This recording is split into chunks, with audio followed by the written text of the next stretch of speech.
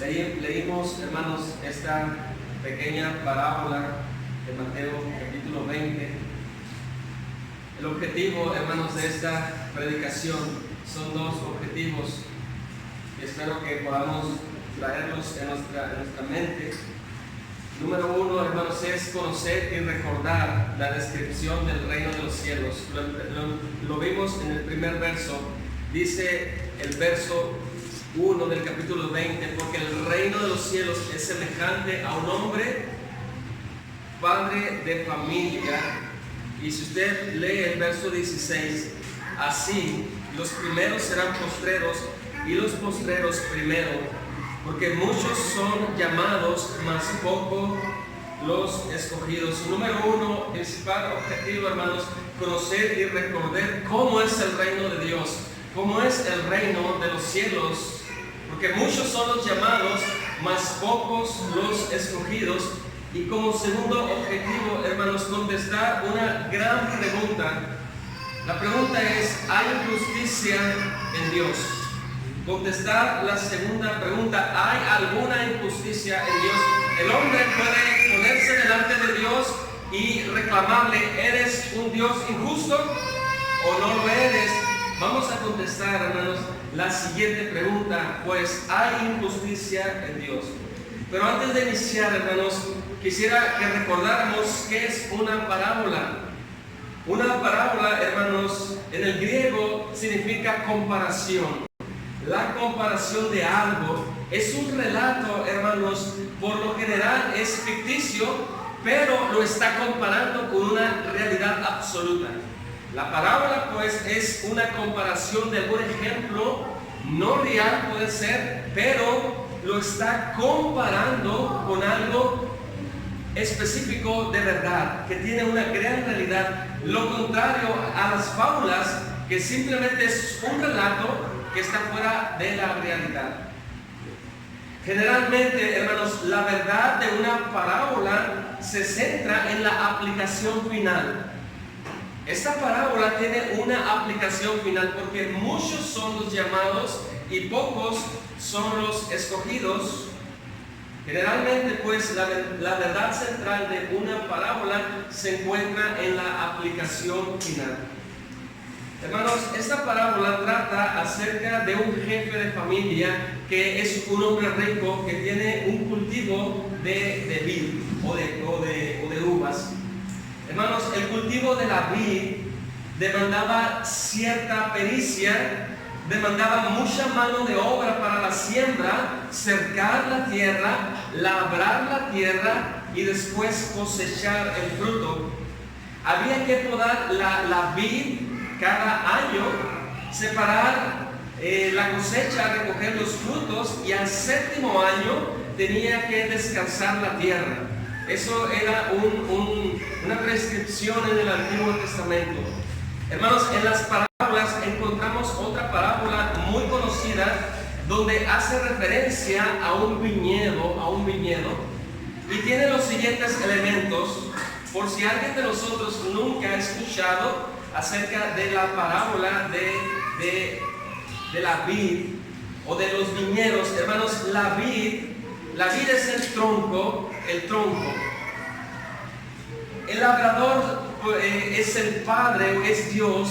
Las ramas o los pámpanos, hermanos, son los frutos, y por lo generalmente se asemeja a los creyentes verdaderos y a los creyentes que no son verdaderos. Por lo regular, hermanos, las ramas que no dan fruto son cortadas cada año y son echadas ¿a dónde? A la lumbre, que eso significa, hermanos, el juicio de Dios.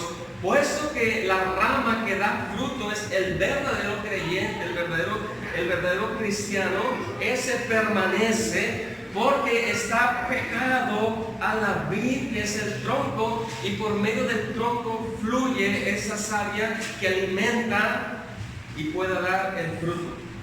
Hermanos, como punto número uno, hermanos, vamos a ver pues la descripción del reino de los cielos, y lo vemos en el verso 1. Porque el reino de los cielos es semejante a un hombre, padre de familia. Hermanos, este padre de familia tenía una plantación, tenía una viña, tenía tierras donde él había sembrado vid o había sembrado un viñedo, pero también tiene obreros para su viña. Este hombre, hermanos, el padre de familia es un hombre rico. Por supuesto, es un hombre rico, posee muchas tierras de cultivo y también posee muchos trabajadores. Pero, hermanos, llega el tiempo de la cosecha y es necesario levantar la cosecha con rapidez, y este padre de familia tiene que hacer o tomar mano de obra que no son de su viñedo. Por supuesto que este hombre, como es un hombre rico, tiene trabajadores, digamos que de planta en su hacienda, en su viña. Mas sin embargo, llega el tiempo de la cosecha y la cosecha tiene que ser recogida con rapidez, puesto que la fruta, la uva, puede perder ya sus propiedades. Así que este hombre rico, padre de familia, se levanta muy temprano y va a las plazas y va a los mercados para contratar obreros para su viña. Así que el reino de los cielos, hermanos, inicia con un padre que tiene familia, y como veíamos en el verso 16, la familia son los escogidos del Padre, porque muchos son los llamados y pocos son los escogidos. El reino de los cielos, pues, existe un Padre celestial, es Dios. Existe también una gran familia que es su pueblo escogido. Vamos a ver, pues, desde el verso 2 hasta el verso 7, las contrataciones. Hermanos, este padre de familia se levanta muy temprano y va y hace 4 contrataciones. Para poder entender más esta parábola, hermanos, quiero que tengamos en mente que una jornada comenzaba a las 6 de la mañana y terminaba a las 6 de la tarde. Una jornada de trabajo para el pueblo hebreo, para el pueblo judío, comenzaba a 6 de la mañana y terminaba a las 6 de la tarde. Vamos a ver pues la contratación que hace el padre de familia. Dice el verso número 2. Y habiendo convenido, dice la segunda parte del verso 1, porque el reino de los cielos es semejante a un hombre, padre de familia, que salió por la mañana a contratar obreros para su viña, y habiendo convenido con los obreros en un denario al día, los envió a su viña. Verso 3. Saliendo cerca de la hora tercera del día, vio a otros que estaban en la plaza desocupados y les dijo: id también vosotros a mi viña y os daré lo que sea justo. Y ellos fueron. ¿Me ayudan ustedes con el verso número 5 y 6, por favor? Salió otra vez cerca de las horas sexta y hizo lo mismo. Y saliendo cerca de la hora undécima, halló a otros que estaban despreocupados. ¿Por qué estáis aquí todo el día despreocupados? Verso 7 dice: le dijeron, porque nadie nos ha contratado. Él les dijo: id también vosotros a la viña y recibiréis lo que sea justo. Hermanos, encontramos el primer grupo en el verso 2. Fueron los primeros que se encuentran el padre de familia. A las 6 de la mañana, a la primera hora del día, el padre de familia hace la primera contratación. Pero hay un acuerdo, hay un convenio entre el patrón y los obreros. Ese acuerdo, hermanos, es pagar un denario por toda la jornada, de 6 de la mañana a 6 de la tarde. El convenio, el acuerdo acerca del trabajo iba a ser de un denario. Un denario, hermanos, era una moneda de plata que, si recuerdan al Señor Jesucristo, que tenía ese denario, tenía la figura del emperador de Roma. Era el pago pues de un día de salario, Estos obreros son contratados a la primera hora del día, a las 6 de la mañana. El convenio era trabajar las 12 horas del día. En el segundo grupo que contrata el patrón o el jefe de familia, en el verso 3 y verso 4, dice que a la hora tercera del día, esto significa a las 9 de la mañana, 6 de la tarde, primera hora del día. La tercera hora del día son las 9 de la mañana. Hay una característica de estos hombres. Habían pasado 3 horas y no habían sido empleados. Así que estos hombres están desocupados, están sin trabajo. Estos hombres, hermanos, no hacen un convenio, puesto que lo que ellos quieren es trabajar. El padre de familia les dice que recibirán lo que es justo por su trabajo. No negociaron, no hicieron un convenio. En el verso 5, pues, también encontramos el tercer grupo.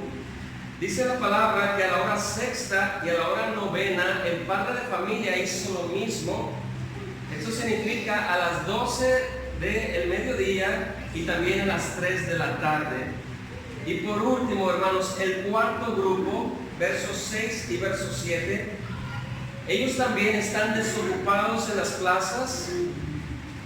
El padre de familia a la hora 11ª, o sea, a la hora 11ª, 5 de la tarde, va y los contrata y también les dice que les va a pagar lo que es justo. De los 4 grupos, hermanos, 3 grupos no habían sido empleados a la primera hora del día, puesto que un denario era el pago de trabajar una jornada completa, las 12 horas. El primer grupo pues hace un convenio con el patrón o con el jefe de familia y llegan a un acuerdo, trabajar 12 horas y pagarles un denario.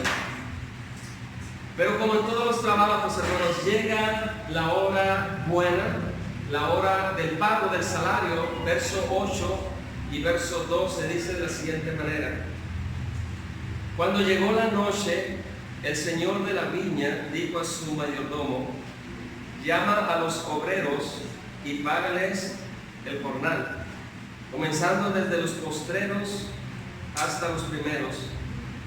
Y al venir los que habían ido cerca de la hora 11ª, recibieron cada uno un denario. Verso 10. Al venir también los primeros, pensaron que habían de recibir más, pero también ellos recibieron cada uno un denario. Y al recibirlo, murmuraban contra el padre de familia, diciendo: estos postreros han trabajado una sola hora y los has hecho iguales a nosotros, que hemos soportado la carga y el calor del día. En el verso 8, hermanos, nos dice esta parábola que llega el tiempo de pagar el salario. Mas sin embargo, el padre de familia le dice al mayordomo: ¿sabes qué? Tú vas a pagar primero a los últimos que contratamos y después vas a pagarle a los primeros. Cuando los últimos, que trabajaron solamente una hora, van a cobrar su salario, se llevan una gran sorpresa, hermanos. Reciben un denario, reciben el salario de una jornada completa, aunque ellos habían trabajado solamente una hora. Así que ellos se sorprenden que reciban el salario de una jornada completa. Más sin embargo, causa mayor impresión en el grupo de los primeros, a los que el padre de familia había contratado a la hora número 1. Ellos tienen una conformidad y le dicen al padre de familia que no es justo. ¿Cómo es posible, dicen los del primer grupo, que usted pague a los que trabajaron una hora solamente y nosotros que soportamos la carga y el calor del día nos pagues un denario? Hermanos, el primer grupo hace un reclamo al jefe de familia. Los del último grupo, hermanos, solamente reciben algo que no merecían recibir. Recibieron el salario de una jornada completa.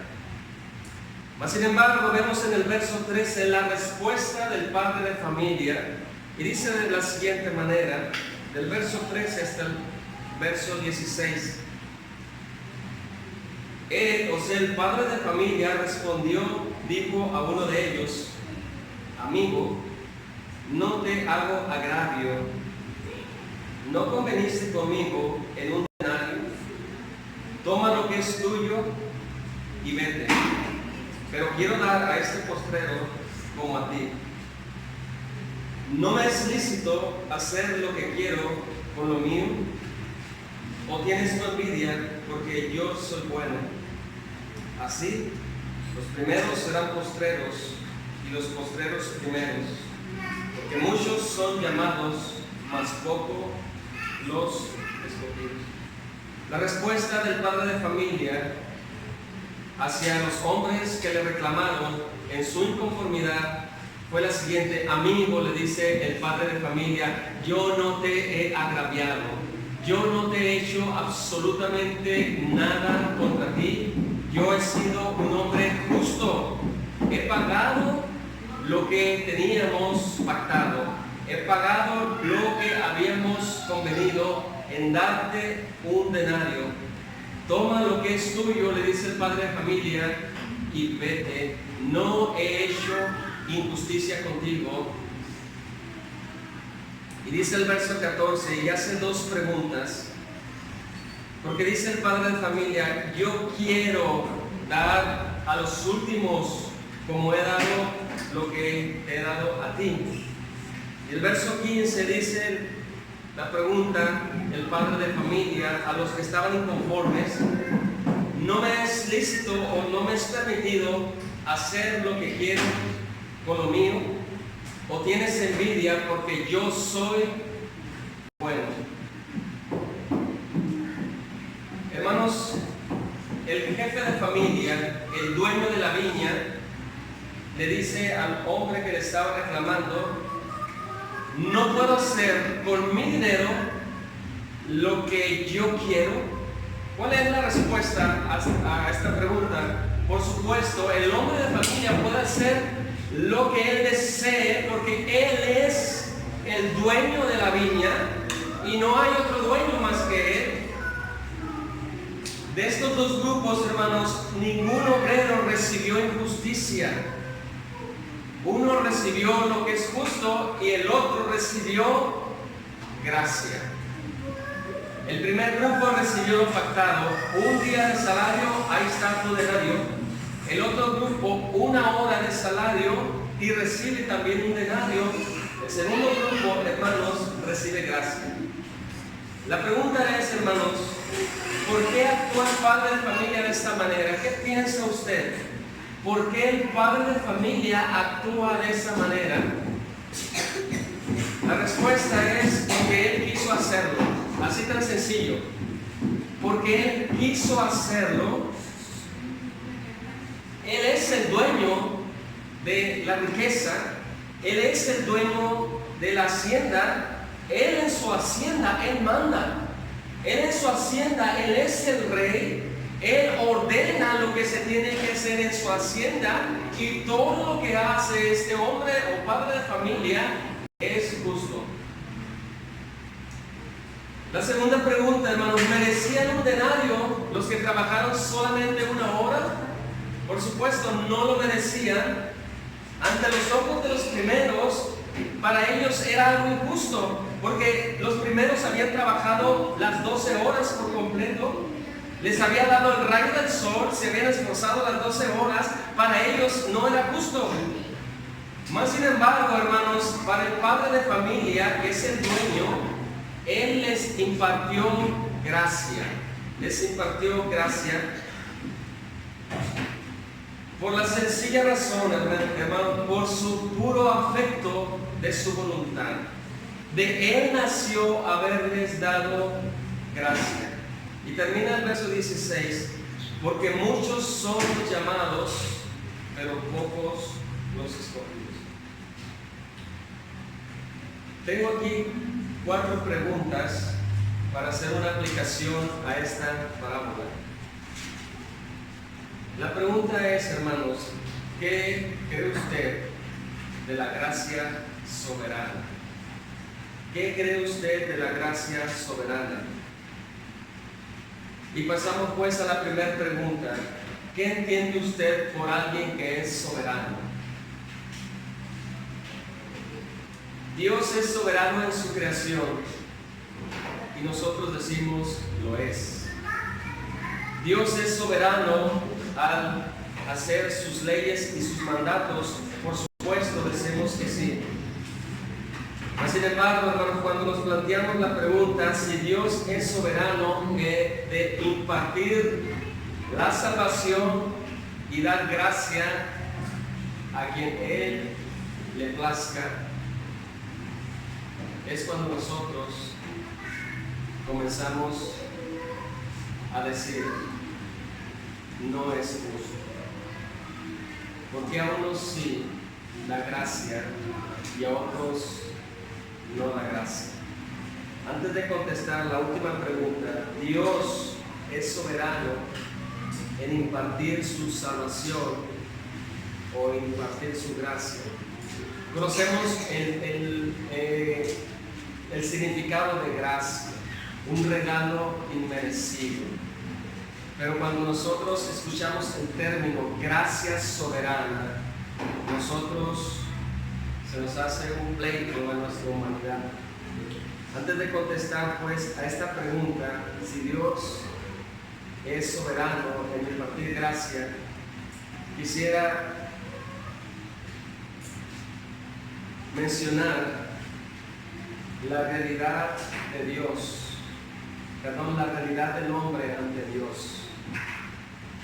Para contestar si Dios es soberano en impartir gracia, nosotros debemos de conocer cómo ve Dios al hombre, no como el hombre ve a Dios en su gracia. Lo repito otra vez, antes de contestar si Dios es soberano en impartir su gracia, debemos nosotros de saber qué es lo que dice la palabra de Dios para el hombre caído, para el hombre que ha pecado contra Dios. No es qué es lo que dice el hombre sobre Dios. Más bien, hermanos, es qué es lo que Dios dice del hombre que ha caído. Y en primer lugar, hermanos, debemos de entender que el hombre tiene una naturaleza que está caída. El hombre tiene una naturaleza caída. Los hombres, hermanos, se convirtieron en pecadores no porque hayan pecado, sino por su naturaleza caída y también porque pecan. Los hombres son pecadores, hermanos, por naturaleza, y eso debemos de entender y debemos de creerlo. El hombre está caído. Adán transmitió a toda la descendencia humana una naturaleza caída a causa de la primera desobediencia de Adán. Esta naturaleza pecaminosa, pecadora, hermanos, está presente desde el momento de la concepción. Dice el Salmo 51, en maldad o en pecado he sido concebido, dice el rey David. Hermanos, la naturaleza caída del hombre hace imposible que el hombre pueda hacer algo para agradar a Dios. Si debemos de entender, hermano, la gracia soberana de Dios, debemos de entender cuál es la posición del hombre ante Dios, un Dios santo, un Dios limpio. El hombre tiene una naturaleza, por eso el hombre no puede dejar de pecar. El hombre peca todos los días por naturaleza y también por su propia decisión. El hombre por naturaleza, porque Adán pecó y toda la raza humana cayó, y tiene una naturaleza que está en continuo deseo de seguir pecando, y no hay quien pueda detener esa naturaleza, o no hay nadie que pueda cambiar la naturaleza del hombre, al menos que el Señor Jesucristo le dé vida y la cambie. El hombre por naturaleza o su naturaleza está totalmente corrompido. Su alma y su cuerpo están por completo corrompidos. Y es lo que nosotros le llamamos, hermanos, la depravación o la corrupción total. No hay ni siquiera una sola molécula del hombre que pueda agradar a Dios, hermanos. El hombre es pecador principalmente por su naturaleza caída.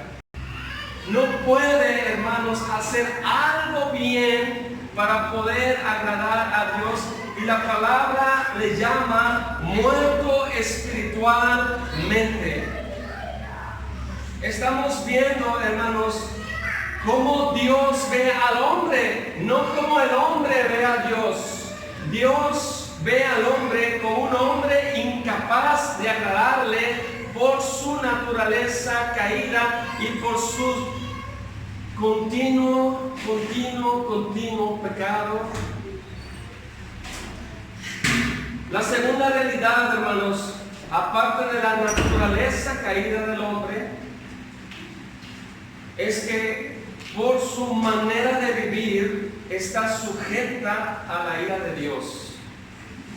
En Efesios 2:3, Pablo les recuerda a los cristianos que ellos vivían en los deseos de la carne o en los deseos de su naturaleza. Ellos vivían haciendo la voluntad de la carne o la voluntad de esa naturaleza caída.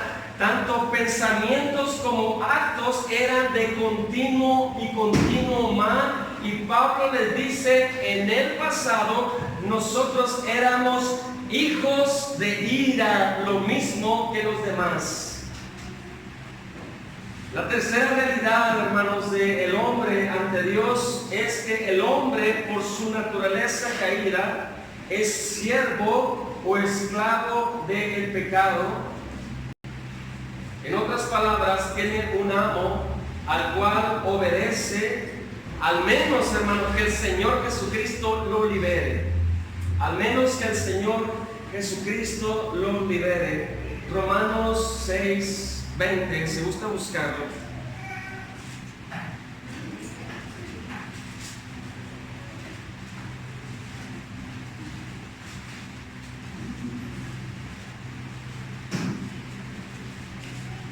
Romanos 6:20.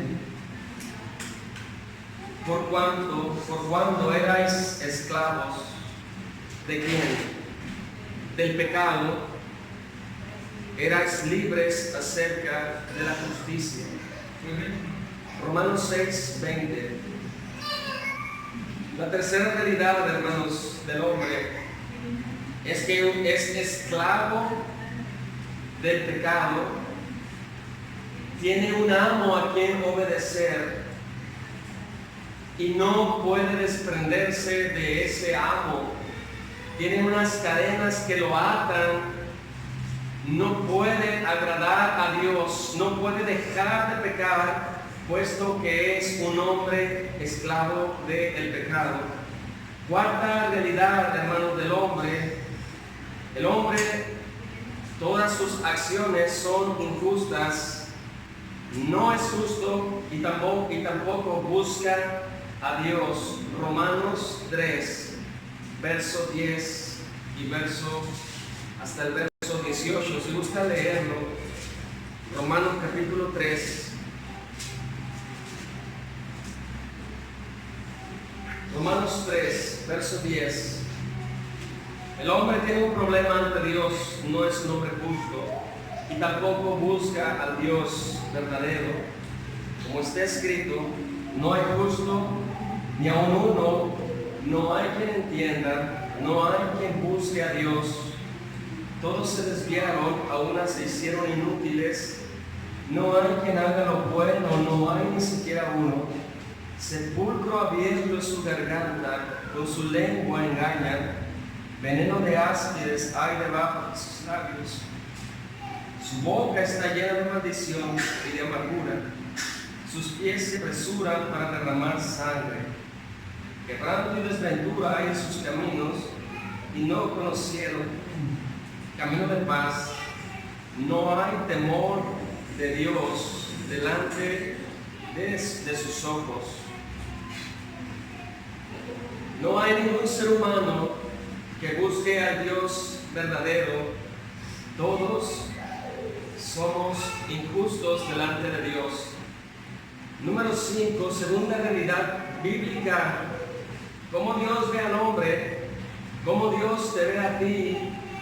No solamente te ve con una naturaleza caída, reprobada, muerto espiritual, tu alma y tu cuerpo. No solamente estás sujeto a la ira de Dios por todo lo que has hecho y lo que has pensado. No solamente eres siervo, esclavo del pecado, sino que también eres una persona injusta delante de Dios y no buscas a Dios. Por quinto, la palabra de Dios dice que somos enemigos de Dios. Romanos 5:10.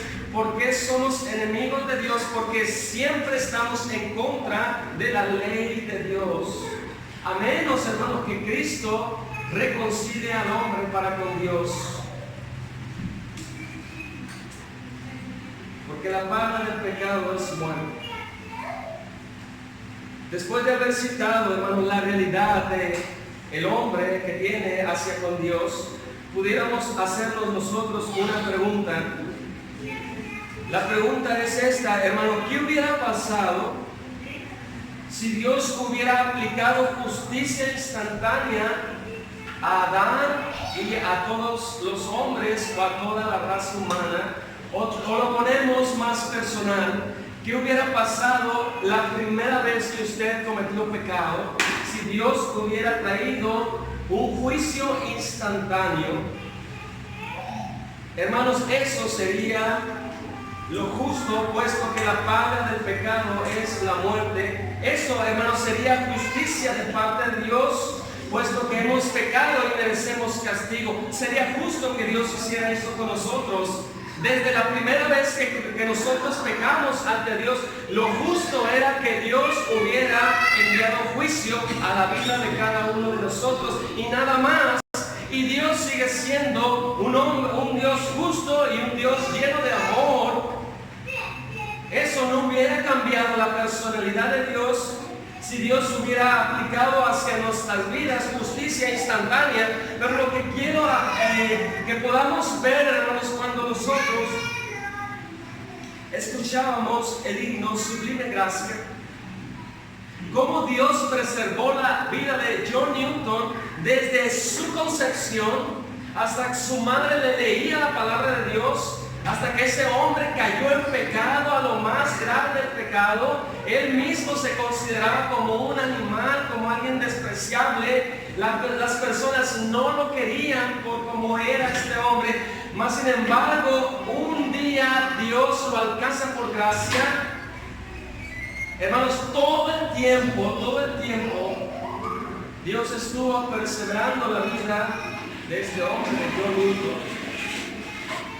Hermanos, para recordar que es la justicia, simplemente, hermanos, es recibir lo que nosotros merecemos. Eso es la justicia, recibir lo que nosotros merecemos.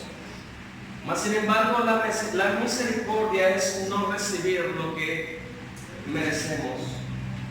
Vamos a leer para terminar Romanos capítulo 9, verso 9.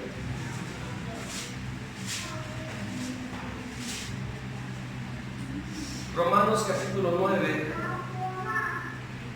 verso 9 hasta el verso 18.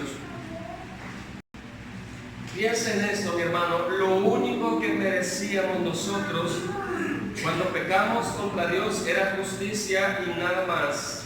Y Dios sigue siendo Dios. Romanos 9 dice el verso 9: porque la palabra de la promesa es esta: por este tiempo vendré y Sara tendrá un hijo. Y no solo esto, sino también cuando Rebeca concibió de uno, de Isaac nuestro padre, pues no habían aún nacido, ni habían hecho aún ni bien ni mal, para que el propósito de Dios conforme a la elección permaneciese. no por las obras, sino por el que llama. Se dijo, el mayor servirá al menor, como está escrito, a Jacob amé, mas Esaú aborrecí. Verso 14, ¿qué pues diremos? ¿Que hay injusticia en Dios? En ninguna manera. Pues a Moisés dice, tendré misericordia del que yo tenga misericordia, y me compadeceré del que yo me compadezca. Así que no depende del que quiere ni del que corre, sino de Dios que tiene misericordia. Porque la Escritura dice en Faraón, para esto mismo te he levantado, para mostrar en ti mi poder y para que mi nombre sea anunciado por la tierra, de manera que de quien quiere tiene misericordia y al que quiere endurecer, endurece.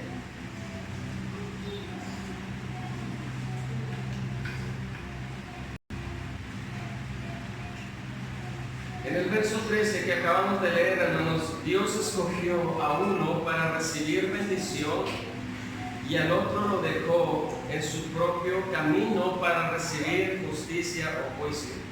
Pero Pablo, hermanos, anticipa, como buen maestro que es, el argumento.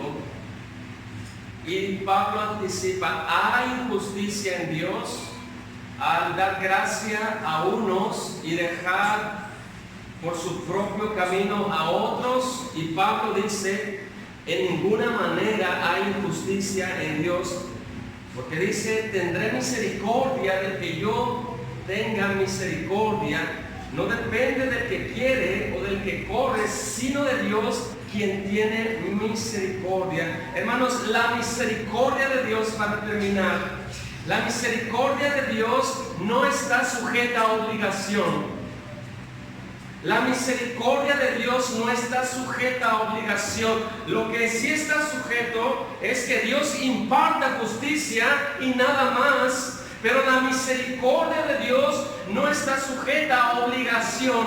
Más bien la misericordia es porque a Dios le place dar misericordia. No es el hombre, no puede a Dios reclamarle, dame misericordia, porque Dios dice, no, lo que tú mereces es justicia y nada más. Pero hermanos, la misericordia es un don de Dios, la gracia es un don de Dios. ¿Por qué, hermanos? Porque Él así le place, a Él le gusta dar misericordia, al que Él quiere dar misericordia. Dios en su gracia, hermanos, elige soberanamente a un grupo para salvarlos sin merecerlo, y a los demás los deja en su propio pecado. ¿Y por qué Dios hace esto? ¿Por qué nos salva? Por gracia, hermanos, por el puro afecto de su voluntad, y lo hizo para que el hombre salvo le dé la gloria. Salvos por gracia, salvos inmerecido.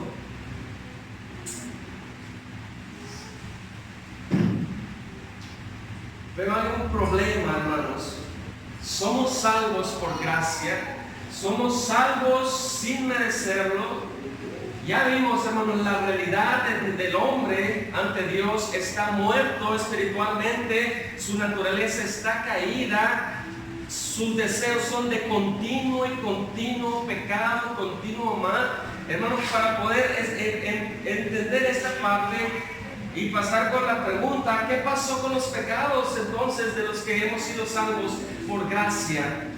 Para terminar, hermanos, con una ilustración, hermanos, el hombre caído, el hombre no regenerado, el hombre que es pecador por naturaleza y por decisión propia, hermano, no está tocando la puerta del cielo pidiendo misericordia, pidiendo perdón. No es la actitud esa del hombre caído. El hombre caído no está buscando a Dios, no está buscando ser perdonado, no está buscando recibir el bien, la gracia, no está tocando a las puertas del palacio. Lo que está haciendo el hombre es huir de la justicia de Dios, huir del palacio de Dios, porque es un hombre rebelde, es un hombre enemigo que no busca de Dios, más bien detesta a Dios. Es la realidad de la palabra de Dios. El hombre sin Dios detesta a Cristo, detesta a Dios, odia la ley de Dios. Hermano, ese hombre necesita gracia, necesita misericordia. Pero ¿qué pasa pues con los pecados de los que hemos sido salvos por gracia? Alguien podría hacer esta pregunta: eso no es justo, Dios. Esos hombres que tú has dado gracia también pecaron y merecen condenación y merecen juicio. ¿Qué pasó con tu justicia? ¿Qué pasó con sus pecados? Ellos tienen que pagar igual que yo. Yo pequé y me has condenado. ¿Qué pasó con los pecados, hermano? La respuesta es que otro llevó el pecado. Cristo llevó los pecados de los que hemos sido salvos por gracia. Cristo llevó nuestra maldición. Cristo es el sustituto. Cristo fue el Cordero de Dios que quitó el pecado de nosotros. ¿Dónde está pues el juicio que merecen los salvos por gracia? Y Dios responde: Cristo pagó por ellos en la cruz. La justicia de Dios fue aplicada no a ellos, sino a mi Hijo amado, que nunca cometió pecado, pero Él decidió llevar el pecado de los que yo he querido que llevara. Él vivió la vida justa que ellos no pudieron vivir, dice Dios. Para finalizar, hermanos, unos hombres reciben justicia o recibirán justicia, gloria a Dios. Otros reciben gracia, gloria a Dios.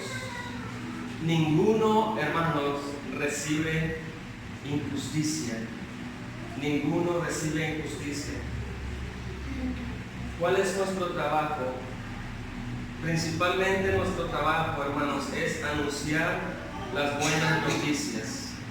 Cristo ha muerto en la cruz como sustituto. Él ha llevado el pecado. Él ha resucitado, hermanos, y la justicia de Dios ahora nosotros anunciamos. Si ellos rechazan, hermanos, el mensaje, será su responsabilidad. Si ellos aceptan el mensaje, no ha sido por ellos, sino ha sido por gracia, ha sido por Dios. Nuestra responsabilidad es decir: escuchen, Cristo es el Señor, Él es el Salvador, Él llevó el pecado en la cruz. Solo en el nombre de Jesús hay salvación. Y cuando los hombres escuchan este mensaje y rechazan, no es por culpa de Dios, hermanos, es por su responsabilidad, puesto que Dios no es autor del pecado. Mas sin embargo, si estos hombres aceptan el mensaje, reconocen su pecado, reconocen a Cristo como el sustituto de sus vidas, es por gracia lo que ellos han hecho y no es por sus propios méritos. Terminamos pues con el texto: porque por gracia sois salvos por medio de la fe, y esto no es de vosotros, es un don de Dios, no por obras, para que nadie se gloríe. Hermanos, si tú has recibido gracia de Dios, tú y yo podemos gloriarnos, pero nos gloriamos en el Señor Jesucristo. La pregunta para responder: ¿hay injusticia en Dios?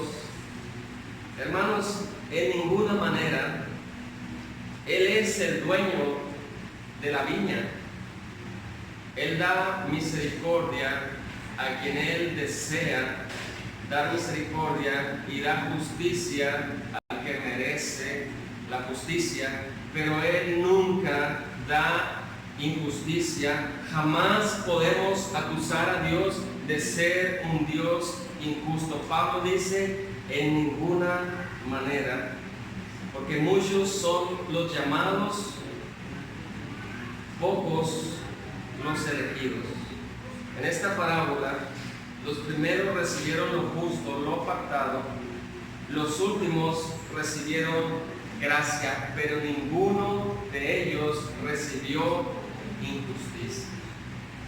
Si hemos sido salvos por gracia, es para que solo Dios, solo Cristo se lleve de toda la gloria. Nos ponemos de pie y terminamos con una oración.